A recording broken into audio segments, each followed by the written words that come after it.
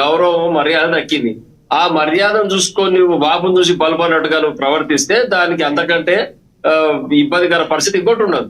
నువ్వు చూసుకోవాల్సింది నీ యొక్క పరిస్థితి ఏంది, నీ యొక్క క్రెడిబిలిటీ సమాజంలో బట్టి ఎంతవరకు ప్రజలు విశ్వసిస్తారు, నువ్వు మాట్లాడే మాటకు అర్థం ఉందా, ఎవరన్నా నిన్ను స్వాగతిస్తున్నా అది చూసుకోవాలి. ఎవరో చెప్పిన దానికి కేసీఆర్ గారు ఒక అస్తిత్వాన్ని దెబ్బతీస్తా అని నోటికి వచ్చిన మాటలు మాకు ఆడకూతురుగా నువ్వు మాట్లాడాల్సిన మాటలు కావాలి.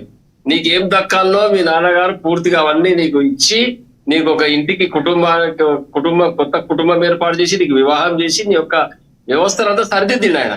ఎమ్మెల్సీగా, ఎంపీగా, ఎమ్మెల్యేగా టికెట్ ఇచ్చి నీ ప్రజాప్రతినిధిగా చేస్తే ఈ రోజు అదంతా చూసుకొని నీ గొప్పతనం ఫీల్ అవుతున్నావు. ఇది పూర్తిగా ఆలోచన చేసుకోవాలి. కవిత గారికి మళ్ళీ చెప్తున్నాం, మేము బీఆర్ఎస్ పార్టీగా నేను నా గొంతులో ప్రారంభంగా బీఆర్ఎస్ పార్టీతోనే నేను కలవడం. అది నిన్ను ఎవరు పిలుస్తున్నారు? నిన్ను ఎవరు పిలవట్లేదు. నిన్ను ఎవరు పట్టించుకుంటలేరు. అసలు నీ ఒక లెక్కనే లేదు. ఇప్పుడు రామ్మోహన్ గారు ప్రధానంగా ప్రయత్నం చేస్తాను. ఒక క్వశ్చన్ వస్తుంది రామ్మోహన్ గారు, ఏదైనా కూడా పదే ఆవిడ చెప్పిన మాటకు మీరు కనీసం కౌంటర్ చేయలేని స్థితిలో కూడా మీరు ఉంటే కవిత చెప్పే మాటల్లో వాస్తవం ఉంది కదా అని సామాన్య ప్రజలు అనుకునే అవకాశం చాలా స్పష్టంగా ఉంది. ఇప్పటికే బీఆర్ఎస్ పార్టీ ఎందుకు మాట్లాడలేకపోతుందంటే కవిత చెప్పే వాటిలో ఒక్కసారి బయట మాట్లాడితే బీఆర్ఎస్ పార్టీ యొక్క భాగోతం మొత్తం ఆవిడకి తెలుసు కాబట్టి ఏం మాట్లాడతారని కాంగ్రెస్ నేతలు ఆరోపిస్తున్నారు, బీజేపీ నేతలు ఆరోపిస్తున్నారు. మరి ఈ ప్రమాదం ఉంది కాబట్టి మీరు మాట్లాడాలి కదా, మీరు మాట్లాడకపోతే ఎలా? ప్రధానంగా గమనించాల్సిన తెలంగాణ ప్రజలందరూ గమనిస్తా ఉన్నారు. ఇప్పుడు పెద్దలు చెప్పిర్రు బండారు రామ్మోహన్ గారు, ఇన్ని రోజులు ఏం చేశారో అడుగుతా ఉన్నారు. పొరపాటు కుటుంబంలో ఇబ్బంది తలెత్తినప్పుడు పెద్ద మంది సమక్షంలో కూర్చొని మాట్లాడుకుంటారు, ఎవరైనా సమస్య ఉంటే సాల్వ్ చేసుకుంటారు. అదేవిధంగా 10 సంవత్సరాల పాటు తెలంగాణ రాష్ట్రాన్ని అద్భుతంగా పరిపాలన చేసిన కేసీఆర్ గారు ఒక కన్న కూతురుగా నువ్వు కూడా ఉద్యోగంలో పాల్గొనవు అని చెప్పి నీకు కూడా కొంచెం మేలే చేసి పదవులు కూడా ఇచ్చినారు. మరి పదవులు ఇచ్చిన తర్వాత నువ్వు చేసిన నిర్వాహకం, నువ్వు వెలుగబెట్టిన నిర్వాహకం ఈ రోజు అత్యున్నతమైన ప్రపంచంలో ఎవరు లేని గుర్తింపు తీసుకొచ్చిన కేసీఆర్ గారిని రోజు ఆయన జీవితంలో మాయని మచ్చగా మిగిలిపోయారు. ఈ యొక్క వ్యవహారం అంతా నీ వ్యవహార శైలితోనే కేసీఆర్ గారు ఈ రోజు మౌనంగా ఉండాల్సి వస్తున్నది. ఆయన సమాజంలో ఎవరైనా ఈ రోజు మాట్లాడితే ప్రతిపక్షాలకు ఏ అవకాశం లేకుండే ఆయన ఒక మాట మాట్లాడడానికి ఈ రోజు ఈ చిన్న అవకాశం కవిత చేసిన తప్పుకు కేసీఆర్ గారు నిందపడాల్సి వస్తున్నది. అది కనీసం ఆ జ్ఞానం లేదు, ఇంగిత జ్ఞానం లేకుండా ఈ రోజు ఇష్టం వచ్చినట్టు మాట్లాడుకుంటూ కేసీఆర్ గారు మన మనిషి అయిపోయాడు, మన మనిషి కాదు. ఆయనకి కేసీఆర్ గారు ఉన్నటువంటి జ్ఞానము, అపారమైన తెలివి, తెలంగాణ అస్తిత్వం పైన గౌరవము, ఈ భౌగోళిక స్వరూపం పైన ఉన్నటువంటి అవగాహన ఏ రాజకీయ నాయకునికి, ఏ ఉద్యమ నాయకునికి లేదు. అది వాస్తవం. కవిత అంగీకరించాలి. ఈ రోజు కన్న తండ్రి పైన అస్త్రాలు ఎక్కుపెట్టి ఆయన యొక్క అస్తిత్వాన్ని దెబ్బతీసే ప్రయత్నం, ఆయన గౌరవాన్ని భంగం కలిగించే ప్రయత్నం చేస్తుంది కవిత. ఒకవేళ నిజంగానే నీకు ఇబ్బంది అయితే కన్న కూతురుగా, నా తండ్రి ఇంతమంది గౌరవిస్తారు నా తండ్రిని, భారతదేశంలో ఎవరికి లేని గుర్తింపు నా తండ్రికి ఉంది. ఈ యొక్క తెలంగాణ రాష్ట్రాన్ని ఎవరు వందల మంది, వేలాది మంది నాయకులు సారథ్యం వహించి ఉద్యమం చేసినా ఎవరు చివరి అంకం చేరుకోలేదు, తెలంగాణ సాధించలేదు. ఒక రాష్ట్రాన్ని సాధించే నాయకుడు నా తండ్రి.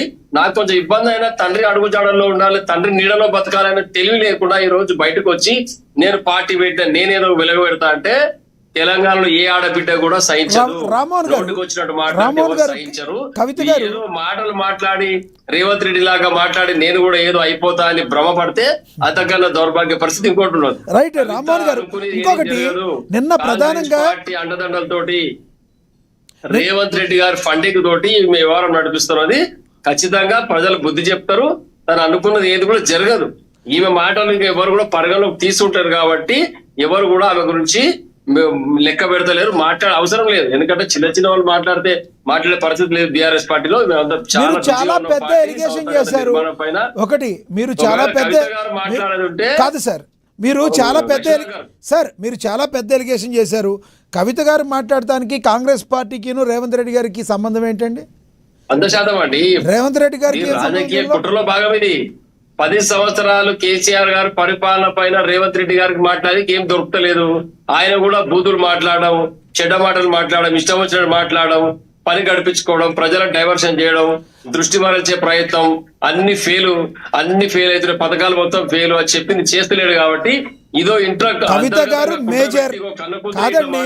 18 సంవత్సరాల నుండి కాదు సార్, 18 సంవత్సరాల నుండి ఓటేయటం వచ్చిన ఒక మేజర్ చిన్న చిన్న పిల్లలే మైండ్ మెచ్యూరిటీ ఉన్నవాళ్ళు ఉన్నారు.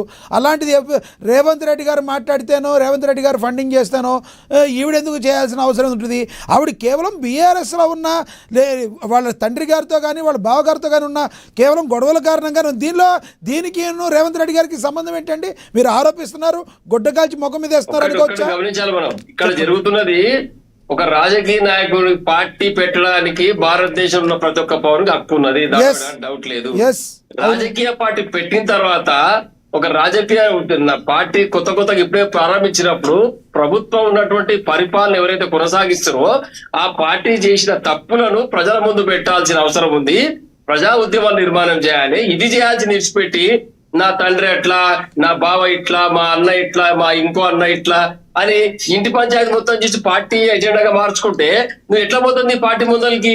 ప్రజా ఉద్యమాలు నిర్మాణం చేయని చేతనైతే రేవంత్ రెడ్డి పైన కొట్లాడు, ఢిల్లీలో ఉన్నటువంటి బీజేపీ పైన కొట్లాడు, తెలంగాణకి ఏమొస్తుంది అది వదిలిపెట్టి తెలంగాణ అస్తిత్వం కొరకు పోరాటం చెయ్యి. అది వదిలిపెట్టి 24 గంటలు కేసీఆర్ గారిని, కేటీఆర్ గారిని, హరీష్ గారిని, సంతోష్ గారిని, తెలంగాణ పార్టీని ఏదో మాట్లాడితే దానికి అర్థం లేని కథ కదా. నువ్వు ఢిల్లీలో ఏం చేసావు చెప్పు.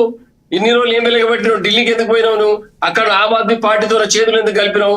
ఆ ముఖ్యమంత్రి ఎమ్మెల్యేలతో అందరినీ పార్టీని భ్రష్టు పట్టించినావు కదా ఆమ్ ఆద్మీ పార్టీ. నువ్వు పోయి నీవు తారకంగా ఇది అంతా తెలియకుండా మేమందరం కూడా నీ ఎన్కౌంటర్ వారు సపోర్ట్ చేసి అది తప్పు చేయలేదని కోర్టు తీసుకుపోయి జైల్లో పెట్టిన వరకు మాకు తెలియదు విషయం అంతా నువ్వు ఇట్లా చేస్తేవని. కాబట్టి ఇటువంటి పనులు బంద్ చేసుకొని ఇప్పటికైనా బుద్ధి తెచ్చుకొని సపోర్ట్ చేయకుండా నీ సంసారం నడుపుకో, నీ వ్యాపారం నడుపుకో, పిల్లలు బాగోగులు చూసుకొని వాళ్ళ ప్రయోజకులు తయారు చేయి. రేపటి నాడు తెలంగాణ అత్యధిక పోరాటం చేయి. నీ పిల్లలు పంపి ఆ పని చేయగాను. నువ్వు చేసిన నిర్వాహకం ఎవరిపై రుద్దొద్దు. తప్పు అనేది నువ్వు చేసినావు. ఈ రోజు తప్పు కప్పిపుచ్చుకోవడానికి పార్టీ పెట్టి మళ్ళీ నా పార్టీని హైజాక్ చేస్తున్నారు. నీకు ఎట్లిస్తారే టీఆర్ఎస్ పార్టీ అనేది ఎవరికి ఇవ్వరు. రామ్మోహన్ గారు అడ్వకేట్ గారు ఇంకోరు పెట్టుకున్నా పేరు మారిస్తే అర్థం మారితే ఇవ్వరు. ఒక్క మాట రామ్మోహన్ గారు, ప్రైవేట్ సంస్థ ఎవరైనా వ్యాపార సంస్థ పేరు పెడితే కూడా ఇంకొకరికి ఆ వ్యాపార రిజిస్ట్రేషన్ ఉంటే ఇంకొకరికి ఆ పేరు ఇవ్వరు. ఇది కనీసం ఇంగిత జ్ఞానం లేకుండా ఈ మాట మాట్లాడి నేను సుప్రీం కోర్టు పోతా, నేను అంతర్జాతీయ కోర్టు ఎక్కడ పోయినా ప్రపంచంలో ఎక్కడ పోయినా నీ వాదన చెల్లదు. తప్పుడు మాటలు మాట్లాడుతున్నావు, ప్రజలు డైవర్షన్ చేయొద్దు. రైట్. ఒకటి ఆవిడ నిన్న మాట్లాడుతూ కేటీఆర్ గారికి ఇంగ్లీష్ బాగా వచ్చు, ఆ ఎవరన్నా ఇంగ్లీష్లో మాట్లాడే జర్నలిస్ట్ కానీ ఎవరన్నా ఉంటే ఆయనకి ఫోన్ చేసి వేయొద్దని మాట్లాడతారు. అదేవిధంగా గుంటనక్క ఫోన్ చేసి, అంటే హరీష్ రావు గారినే కదా ఆవిడ మాట్లాడేది, ఎన్నోసార్లు చెప్పింది డైరెక్ట్గా ఆవిడ. హరీష్ రావు గారు ఇలా ఫోన్ చేసి ఎందుకు ఆవిడ వార్తలు మీరు వేస్తున్నారని అంటారు. అరచేత్తో ఉదయించే సూర్యకిరణాలు ఎట్టా అడ్డుకుంటారు మీరు? నా కాళ్ళల్లో కట్టెలు పెట్టే ఉద్దేశం మానుకోండి అని డైరెక్ట్గా చెప్తున్నారు. నిజంగానే కేటీఆర్ గారు ఫోన్ చేస్తున్నారా? హరీష్ రావు గారు ఫోన్ చేస్తున్నారా? దీని గురించి మాట్లాడాలి కదా మీరు. కవిత గారికి ఎవరు ఫోన్? కవిత గారికి కాదండి, జర్నలిస్టులకి ఆవిడ గురించి రాయొద్దని చెప్తున్నారంట. ఆవిడ ఆరోపణది.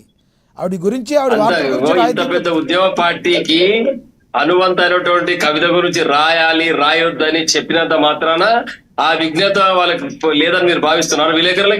విలేకరులు, పాత్రికేయులు, జర్నలిస్టులు ఏం చేయాలనేది వాళ్ళ ఆలోచన విధానం ఉంటది.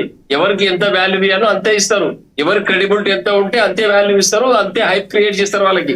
ఒకవేళ నీ యొక్క చెప్పే విషయంలో జెన్యూనిటీ ఉంది, నిజాయితీ ఉందంటే ఏ పత్రిక అయినా రాస్తారు. దాన్ని ఎవరు నిలువరించడానికే ఎవరికి హక్కు లేదు. అటువంటి పని చిన్న పనులు ఇట్లా కుతంత్రాలు చేసే పని హరీష్ గారు కానీ కేటీఆర్ గారు కానీ లేదు. అటువంటికి రాజకీయ బీఆర్ఎస్ పార్టీ చేయరు. కేవలం ఈమె సానుభూతి సంపాదించుకోవడానికి కుటుంబం నిందలేసి నేను మహిళను, నన్ను అనగదొక్కేస్తుర్రు అని చెప్పుకునే విధంగా ప్రయత్నం చేస్తుంది తప్పితే మళ్ళీ ఒక మాట ఏమంటది, నేను ఆడపులిని అంటది, మళ్ళీ నన్ను ఇట్లా అనగదొక్కుతున్నట్టది. 2 మాటలు ఆవిడే మాట్లాడుతుంది. నువ్వు ఏ స్థితిలో, మానసిక స్థితి కరెక్ట్ లేదా?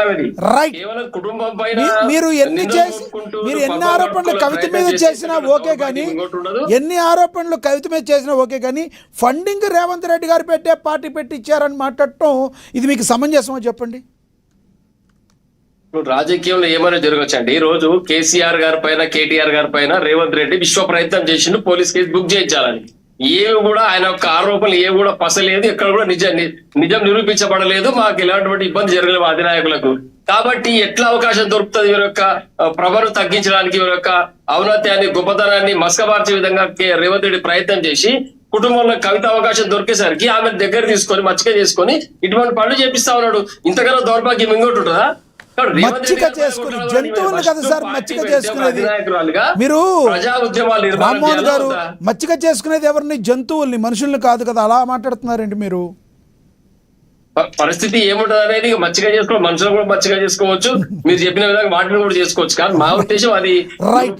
ఆయన యొక్క భ్రమలో పడిపోయి Right. తండ్రి పైన యుద్ధం చేస్తా ఉన్నాను. రైట్ నేను మళ్ళీ మాట్లాడతా మీతో.